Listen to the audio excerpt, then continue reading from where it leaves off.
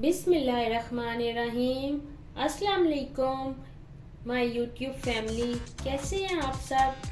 आज मैं आपके साथ मिक्स पकोड़ा की रेसिपी शेयर करने जा रही हूँ, जिसमें मैं मुख्तलिफ किस्म के मसाले शामिल करूँगी। पकोड़ा मिक्स बनाने के लिए जो मेन आइटम है बेसन, वो मैंने लिया है हाफ के जी 500 ग्राम्स। इसकी मिक्सिंग मैं आपके सामने करूँगी। इसके साथ मैंने 2 मीडियम साइज के आलू लिए, जिनको मैंने कद्दूकश करके पानी में डिप कर दिया है। इनको आप इस तरीके से कद्दूकश करके इस्तेमाल करेंगे पानी में डिप करके, तो इसका ये फ़ायदा है कि इससे हमारे जो पकोड़े हैं वो क्रिस्पी बनेंगे। इसी तरह 2 मीडियम साइज के मैंने प्याज ले लिए थे, इनको ऐसे मैंने लंबाई में कट कर लिया और इनकी मैंने लेयर सेपरेट कर ली है। इसी तरह यहाँ पे 1 कप धनिया और पुदीना लिया है, जिनको मैंने ऐसे चॉप कर लिया है। ग्रीन प्याज लिया है, इसको भी मैंने ऐसे चॉप कर लिया है। 2 मीडियम साइज के टमाटर लिए हैं, इनको भी मैंने ऐसे चॉप कर लिया है। रफली चॉप करना है आपने, इनको बहुत ज़्यादा चॉप नहीं कर। 2 टेबल स्पून मैंने अनारदाना लिया है, इसको मैंने पानी में डिप करके रख दिया था। इसे जो इसकी एक्स्ट्रा डस्ट वगैरह थी वो सारी पानी में रिमूव हो गई है और ये काफ़ी सॉफ्ट हो गया है। इसी तरह 3 मैंने चिलीज ली हैं, उनको भी मैंने रफली चॉप्ड कर लिया है। इसी तरह हम इसके ड्राई इंग्रेडिएंट की तरफ आ जाते हैं, जिसमें हमारे कुछ मसाले हैं। नमक लिया है मैंने 1.5 teaspoon, red chilli powder है 1.5 टी स्पून, क्रश धनिया पाउडर है 1.5 टी स्पून, जीरा है 1.5 टी स्पून, 1/4 टी स्पून मैंने लिया है हल्दी पाउडर, अजवाइन ली है मैंने हाफ टी स्पून, ये चाट मसाला पाउडर है ये भी हाफ टी स्पून है, चिली फ्लेक्स है 1 टी स्पून, ये कसूरी मेथी मैंने ड्राई वाली ली है ये 2 टेबल स्पून, गरम मसाला भी लिया है मैंने 1 टी स्पून, मीठा सोडा लिया है मैंने 1/4 टी स्पून, और जो मैं घी यूज करूंगी वो गोल्डन सन का है। आपने जब भी अपनी कोई चीजें फ्राई करनी हो उसके लिए आप घी यूज करें तो वो बहुत अच्छी रहती है और उनमें क्रिस्पीनेस रहती है। मैं पर्सनली जो भी फ्राइंग का काम होता है वो मैं घी में ही करती हूँ। अब मैं बेसन की मिक्सिंग को स्टार्ट करती हूँ। ये जो 1/4 टीस्पून मीठा सोडा लिया था वो मैं इसमें शामिल कर दूंगी और इसको ड्राई को ही अच्छी तरह से मिक्स कर दूंगी। इसी के साथ मैं अब इसमें आहिस्ता आहिस्ता पानी शामिल करूंगी। बेसन को मैं आहिस्ता आहिस्ता मिक्स कर रही हूँ।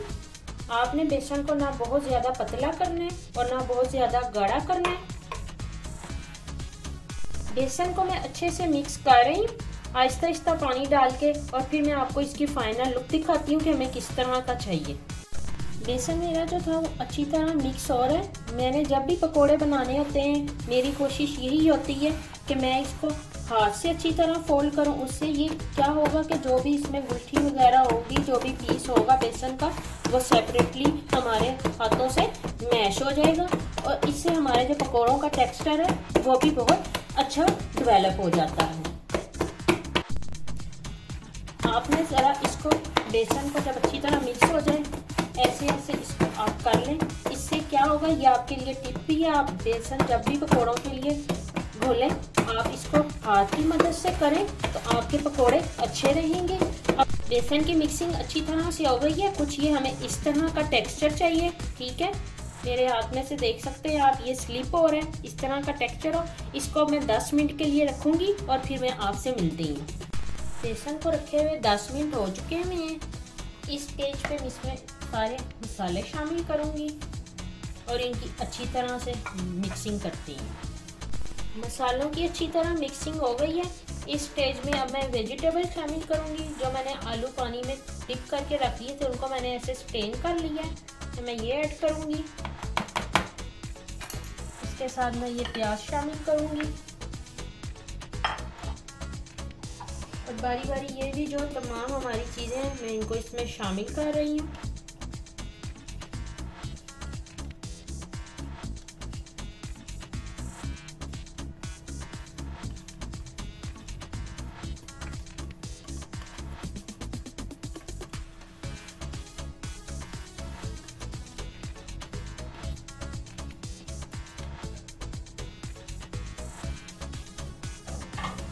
तमाम चीज़ें मैंने इसमें डाल दी हैं। अब मैं इस मिक्सचर को अच्छी तरह से मिक्स करती हूँ, फिर आपको दिखाती हूँ। मसालों की और सब्जियों की मैंने अच्छी तरह मिक्सिंग कर ली है। मैंने इसके अंदर कोई एक्स्ट्रा पानी शामिल नहीं करना, जो भी सब्जियों का अपना ही पानी होगा वही निकलेगा। इसको मैं 10 मिनट के लिए ऐसे ही रख दूंगी। सब्जियों को ऐड किए हुए 10 मिनट हो चुके हैं।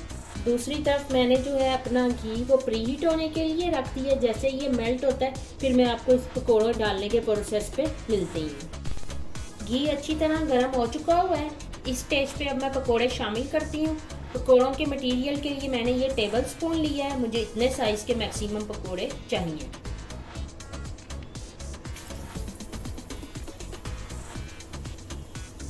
फ्राइंग का काम जब भी है आपने आराम से करना है। और ये जो पकोड़े जब भी फ्राई करने होते हैं, स्पेशली मैं इसके लिए नॉन स्टिक का ही पैन यूज़ करती हूँ।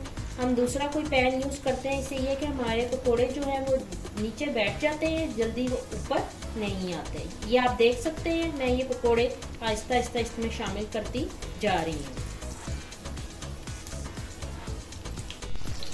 मैं इसमें ये पकोड़े ऐड कर रही हूँ। आप देख सकते हैं जैसे कि ये पकोड़े खुद ही ऊपर आना स्टार्ट हो गए हैं। अच्छा सा इनको कलर आना शुरू हो गया। आपने इनका लाइट गोल्डन कलर रखना है, इनको ज़्यादा ब्राउन टोन की तरफ लेकर नहीं जाना।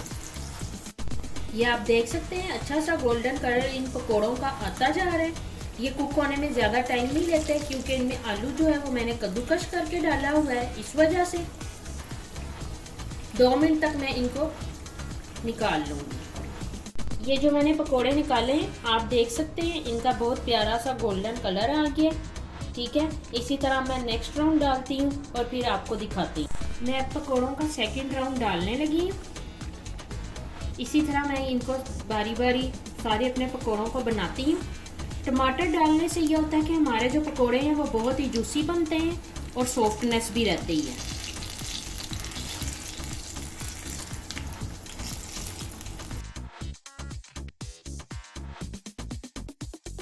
अब कुछ पकौड़ों को मैं कम मटेरियल लेके इस तरह बैठे स्टाइल में बनाऊंगी।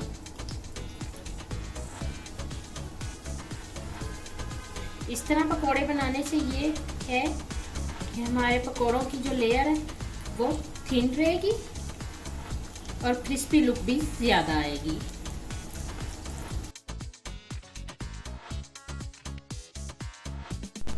पकौड़ों की फ्राइंग का काम ऑलमोस्ट डन हो चुका है। आप इस रेसिपी के साथ ज़रूर ट्राई करें। मुझे कमेंट बॉक्स में बताएं आपको ये रेसिपी कैसी लगी। अगर आपको मेरी ये वीडियो पसंद आए इसे लाइक करें, मेरे चैनल को सब्सक्राइब करें। सपोर्ट करने के लिए थैंक यू। अब मैं इनको डिश आउट करूँगी और आपको इसकी फाइनल लुक दिखाऊँगी।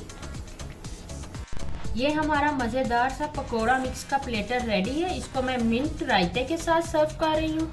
आप इसको स्नैक्स में, लंच में या डिनर में ज़रूर ट्राई करें। और अगर घर की बनी रोटी हो, उस पर देसी घी लगा हुआ हो और मिंट का रायता साथ हो तो क्या ही बात है।